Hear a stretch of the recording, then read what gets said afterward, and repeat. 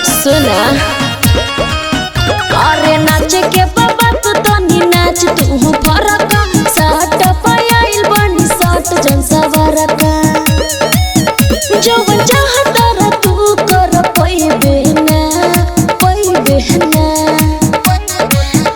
पासवान जी के खुश काके जाइबे ना गया में दोबारा फिर आइबे ना। अच्छा गया में दोबारा फिर आइबे ना हिरान जी के खुश काके जाइबे ना गया में दोबारा फिर आइबे ना।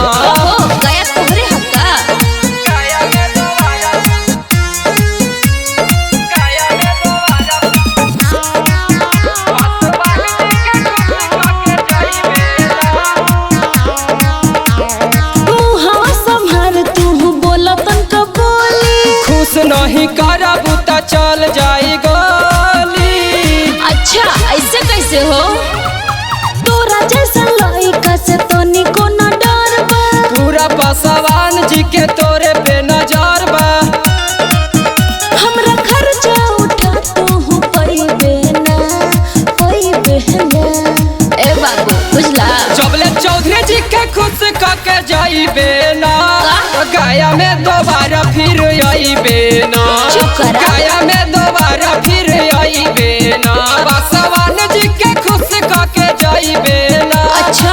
गया में दोबारा फिर आइबे ना। गया में दोबारा